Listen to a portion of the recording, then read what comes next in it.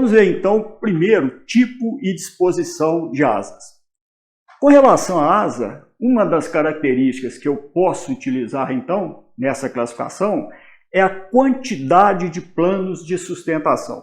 Planos de sustentação, como a gente já sabe, são as semiasas, ok?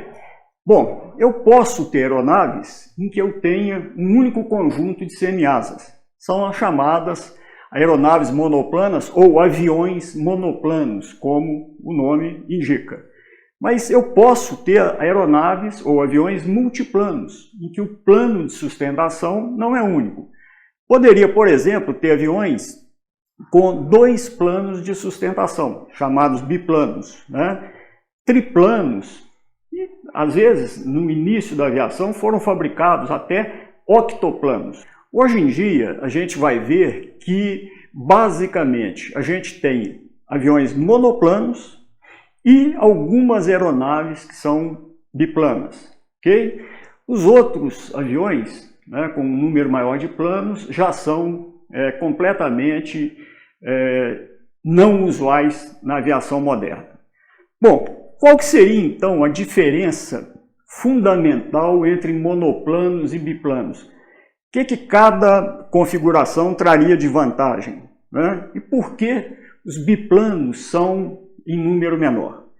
Basicamente, o que a gente pode dizer é o seguinte: no início da aviação, os conhecimentos, até então acumulados, tanto na parte de aerodinâmica, quanto na parte de estruturas, quanto na parte de materiais, ainda era uma fonte de muita incerteza.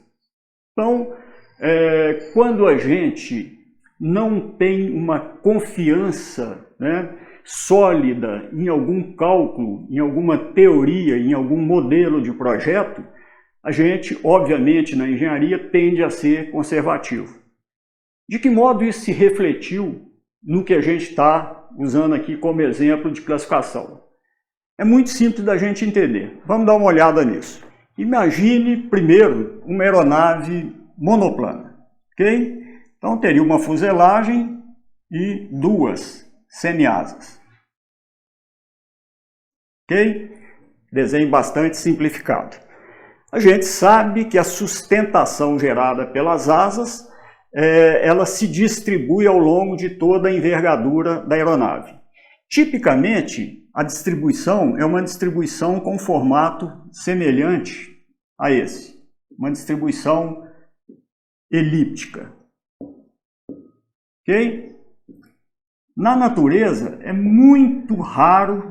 são muito raras situações de fenômenos físicos em que a gente tenha um salto no valor de uma função, né? A gente não tem uma distribuição de sustentação dessa forma, regularmente distribuída. Tipicamente, a gente tem uma situação como essa.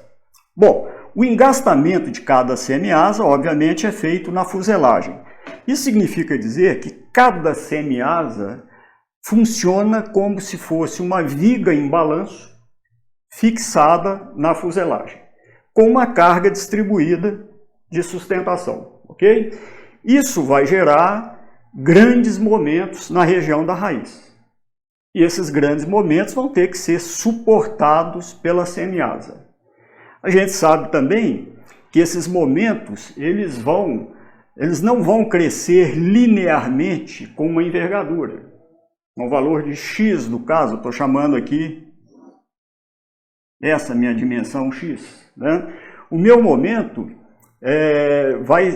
tende a se acentuar muito, né, na região da raiz, com valores muito altos, quando eu faço o meu cálculo.